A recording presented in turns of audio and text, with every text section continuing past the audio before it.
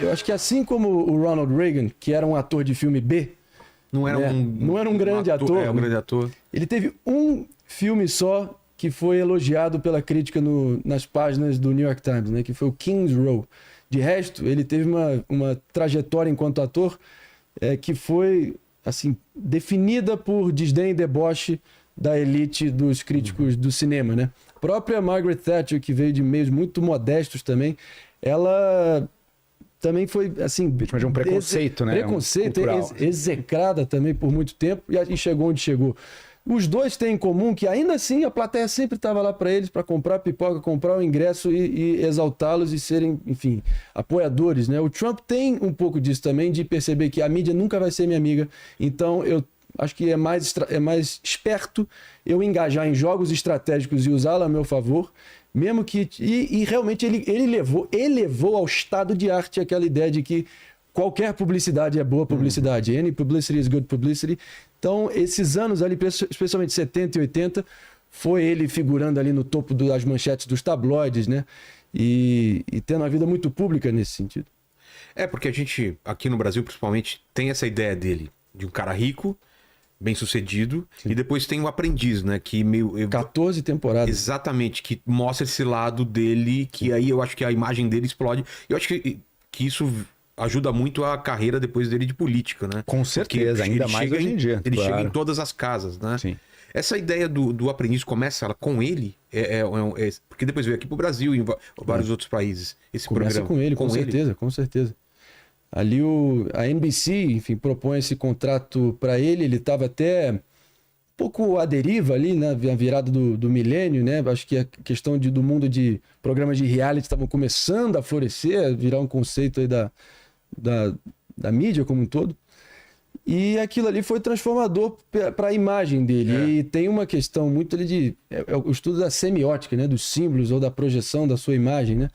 Ali ele estava assim, com uma iluminação perfeita, na poltrona principal, centralizada na mesa de negociação, na posição do alfa, tomando decisões, sendo assertivo, e aquilo sendo recebido pelo interior dos Estados Unidos como assim, a cenografia perfeita, o contexto perfeito para colocar ele como no líder. Consciente coletivo como um potencial líder. Então, faz sentido. Então isso acabou... Cara, sendo que faz sentido total. Muitos dos críticos dele dão a entender que ele jamais foi aquilo e que ele, no fundo, tinha uma dificuldade... O famoso Cobra, né? Que é aquela cobrinha que ele picava. You're fired, você tá demitido, você tá demitido. Sim. Que mesmo o Trump, na física, na organização Trump, ele tinha uma dificuldade imensa de demitir as pessoas. Mas de não pagar, ele tinha facilidade. Hein? De não pagar, ele tinha muita facilidade. Deu muito calote, muito prestador de serviço e muito trabalhador. Olha lá. É um cara que tem muita inteligência, mas não tem limite, né? Aquilo é um bilionário bem-sucedido nos negócios. Por onde ele passou, tem gente processando, tem gente dizendo que ele é desonesto, engana quando precisa enganar, não paga. Quando o cara é mais fraco, sabe que não precisa pagar, não paga. Esse tipo de prática. Eu lembrei, quando estavam... Um momento você citou o Central Park ali.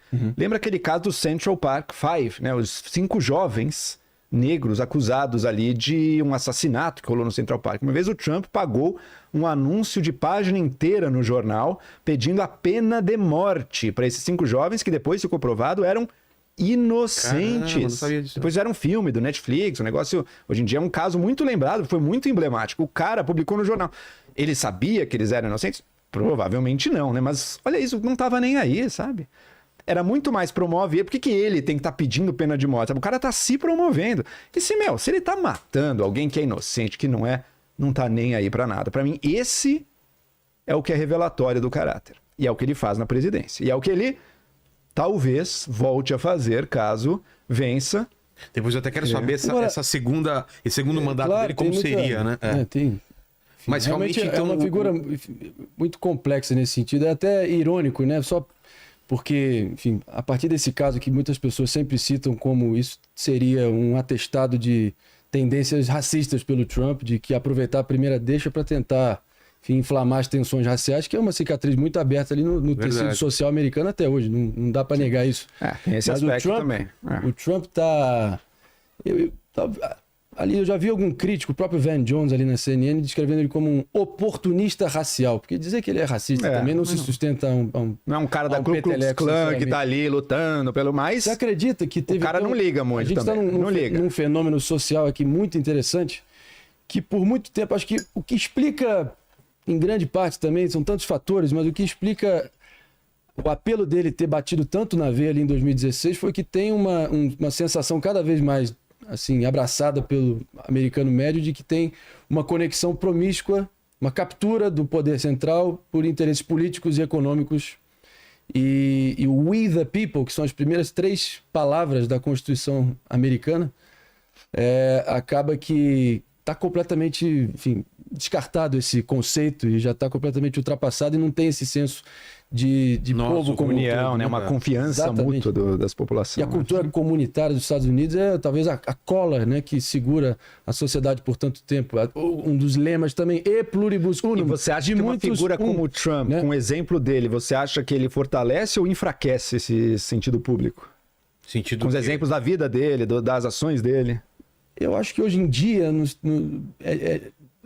também depende do ângulo que você olha, sinceramente, porque ele só está onde está ele só está onde está porque o Obama também esticou a corda em diversos momentos também e inflamou as tensões de diversas maneiras e teve essa represália que fez ele chegar onde chegou.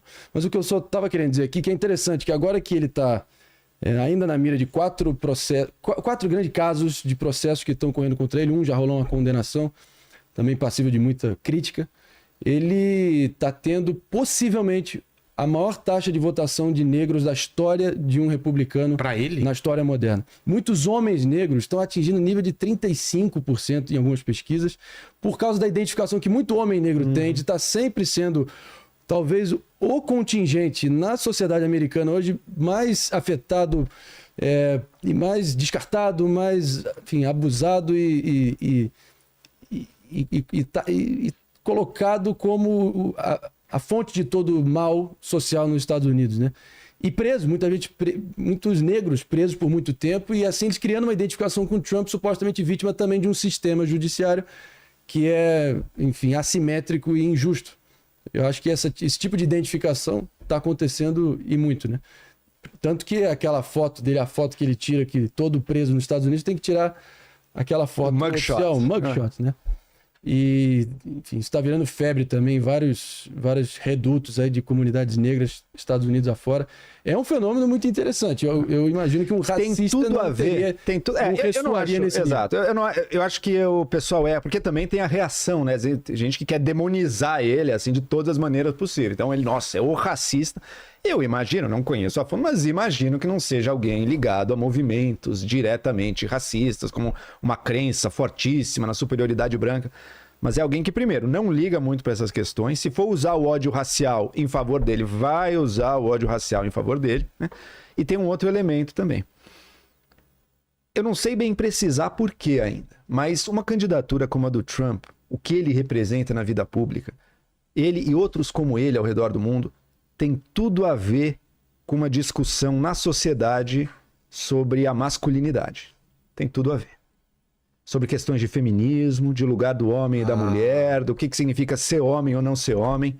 E de alguma maneira está ligado a um certo desejo de afirmação do masculino. E por isso que tanto Trump, quanto Marçal aqui, enfim, quanto Bolsonaro, você vai ver os níveis de adesão masculina é muito maior do que a adesão feminina. Também tem a feminina, mas, se eu não me engano, hoje em dia nos Estados Unidos, qual é o grupo que faz o Trump perder? Qual é o grupo que não dá a vitória para o Trump se você fosse votar? Mulheres solteiras.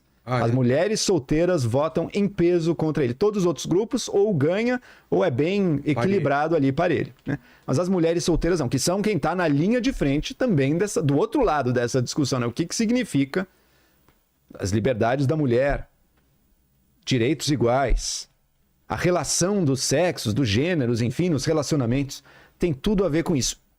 Eu acho besteira quem se acha, nossa, a masculinidade é uma coisa horrível, temos que acabar com a masculinidade. Acho besteira. Mas eu, de novo, volto sempre pro ponto. Também tem limites. É óbvio que tem uma agenda de avanço de direitos das mulheres, por exemplo, na questão do aborto, que era para ser uma grande bandeira do Trump nos Estados Unidos, que mesmo ele percebeu que, opa, o pessoal republicano aqui foi longe demais, ele está pisando bem leve nesse ponto agora, porque não é mais um ponto de campanha forte para ele, né? Pelo contrário. Pelo contrário. Na questão do abuso sexual, do qual tantas coisas já se levantam contra ele, pô, isso são questões reais, pô. São questões reais. Não dá para fingir, não, é tudo invenção de umas feministas. Não é. Bom. Então, só essa afirmação de uma masculinidade que não aceita qualquer limite, que não aceita qualquer crítica, que não aceita que... Claro que tem que ter limite. Não é só a lei do mais forte, a gente não estaria numa sociedade organizada. Se a gente tem uma sociedade, é porque ao longo de séculos a gente soube limitar os impulsos. Tanto os impulsos do feminino quanto os impulsos do masculino. E se a gente perde isso agora em nome de uma red pill, novos tipos de masculinidade mais agressiva, pô, a gente está cavando a ruína, a cova da sociedade. Por que nesse teu raciocínio não levou em conta, talvez, a taxa formidável que ele está tendo de mulheres casadas? E por que mulheres casadas, mães de família, não têm a mesma... É uma boa pergunta. Não tem a mesma relevância quando você analisa o conjunto de mulheres e a feminilidade na sociedade moderna? É uma boa pergunta. Eu acho que a mulher, o casamento e a família tradicional levam também uma visão um pouco mais tradicional das coisas, talvez, né? Não sei. E eu acho que, não estou longe de mim dizer que o Joel, enfim, insinuou isso, pelo contrário, mas tem muita gente que acha que o Trump seria o resgate desse... O resgate não, pelo menos o freio contra a deterioração, enfim, de estruturas tradicionais que têm total legitimidade de tentarem ser preservadas, como, enfim, a família nuclear e também, enfim, a capacidade de você, enfim, ter uma relação muito bem definida entre, enfim, diferentes setores da sociedade. E o que eu quero dizer aqui é que o Trump realmente pode ser ali o escudo, ou pelo menos é visto pelos apoiadores como escudo contra todo tipo de engenharia social desse universo alternativo, que é o que o experimento progressista democrata oferece, né? Essa é a eleição mais importante e definitiva, acho que em termos existenciais, desde 1860. Mas esse é o ponto, Marinho. A Câmara, o Biden, representa um experimento social ultra progressista, assim, de que maneira, sabe? Não colocar isso nesses termos me parece aderir. 21 milhões de imigrantes ilegais? Não, mas daí a gente tá falando do gênero. Não, peraí, vamos lá, vamos distinguir as questões. Uma coisa é a questão da defesa da fronteira. Não, perfeito. Uma coisa é a discussão da fronteira, outra coisa é a discussão aqui que você estava falando antes, do gênero, da relação entre os gêneros, e que isso seria um experimento social. Não. São bastante moderados, inclusive, nesse ponto. Tanto o Biden quanto a Câmara. Se parece. Porque a gente, na questão do gênero, da sociedade, dos valores, da família, claro. E, inclusive, trazem isso para frente do que eles representam, né? Inclusive, a Câmara tem feito isso bastante agora. O ponto é o seguinte. A gente viu... Eu lembro de ver o Trump tendo muito apoio desde o início, lá em 2015, 14, 15... nessas comunidades da mais extrema direita, daquele machismo mais descarado, sabe? Mais agressivo. E dizer, esse cara é o nosso cara, esse cara aqui é o campeão, o gladiador que a gente vai defender, porque ele representa o que a gente quer mesmo. A gente não deve nada, a gente não quer se limitar em nada para ninguém, a gente quer buscar o que é nosso e ponto final. E essa sociedade que bota o homem para baixo, essa sociedade em que nós somos as grandes vítimas, não posso mais ser o macho alfa que eu sei que eu sou. Na vida real o cara não é, mas ele sabe dentro dele que no fundo ele gostaria de ser. E o Trump traz isso. Não é um fenômeno que cabe... Não é uma questão também, não é uma questão que cabe assim, vamos condenar esse grupo e dizer que o outro tá certo, não. Mas o que eu tô dizendo é, ele traz um lado de uma questão. Ele traz um lado de uma questão com um radicalismo que alimenta uma visão radical que não é boa para a sociedade. E que nega conquistas da nossa sociedade ocidental de milênios e de séculos. Mas essa questão em nome de um ideal que, em última análise, porque a nossa sociedade cristã de séculos, bom, evoluiu em grande parte também limitando e dizendo, olha, esse seu ideal, digamos, do mundo pagão da masculinidade, peraí, ele tem que ser... o guerreiro bárbaro não é o grande ideal para você erigir e construir um mundo civilizado, um mundo de paz, um mundo de progresso. Vamos limitar isso aqui. Agora estamos perdendo isso, estamos perdendo esses valores. E discordando de você, Marinho, o Trump não é a defesa de valores ocidentais, coisa nenhuma. Você tá botando palavras na minha boca. Em que momento ele é valores ocidentais? Isso, não é defesa dos valores da sociedade, coisa nenhuma. Análise ele não é representante do que ele representa, dos valores tradicionais, coisa nenhuma. Mas eu acho que você concorda. Ele não é representante dos valores, coisa nenhuma. Ele é a degeneração desses valores. Num espectro que tem os dois extremos. Tem os extremos do feminismo progressista, ou enfim, de uma agenda LGBT que também chega muito agressiva e quer transformar tudo de uma vez, de outra. De um machismo violentíssimo também, que não aceita qualquer limite e quer impor o poder do homem sobre todo o resto.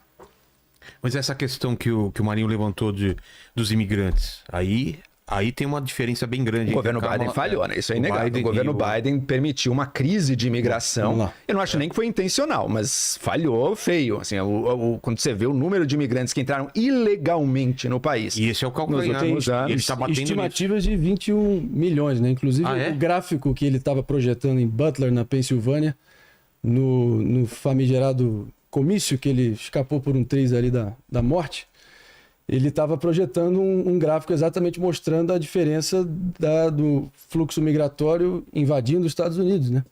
Então, realmente os cartéis mexicanos estão conseguindo são os enclaves dentro dos Estados Unidos, onde eles ditam as próprias leis, o Estado americano não chega, tem vários estados democratas que são considerados, que tem cidades santuário, né? Que acabam recebendo de forma totalmente leniente e sem critério algum esse fluxo, e acaba drenando recursos públicos também, e que são finitos, e todo mundo sabe disso. A Califórnia é um exemplo gritante, tanto que você vê a diáspora ali saindo da Califórnia, muita gente se mudando para Nevada, Texas, Tennessee, é o estado que está sofrendo muito com esse fluxo migratório reverso agora.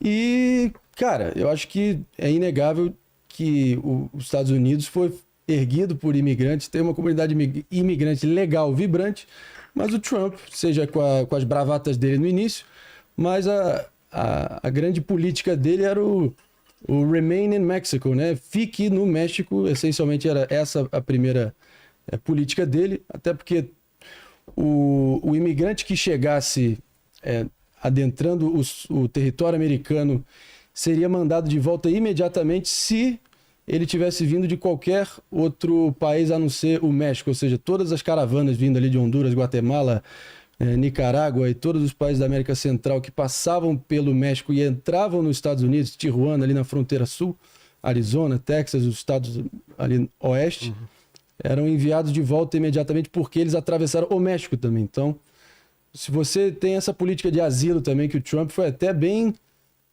ele contemporizou bem com o México e teve uma relação muito boa com López Obrador por um bom tempo.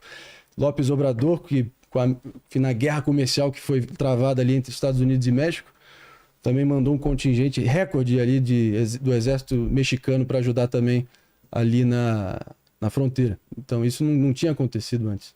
Então o Trump consegue, acho que é interessante a gente olhar cada presidente que, na medida que eles forem saindo do poder, os historiadores começam a se debruçar no legado deles, cada um é dado uma espécie de doutrina, né? Doutrina Trump, doutrina Obama, doutrina Bush. E acho que a doutrina Trump, dentre várias características, é perceber que, desse lado transacional dele, né? De que realmente utilizar o poder de inovação americano, a engenhosidade americana, o dinamismo econômico americano, que dólares são muito mais importantes que bombas, entendeu? E que por isso que ele foi o primeiro presidente que não começou uma guerra no século XXI. Verdade. Fato. Isso ninguém tira dele. A relativa paz, comparado ao que a gente está vendo hoje, que ele trouxe.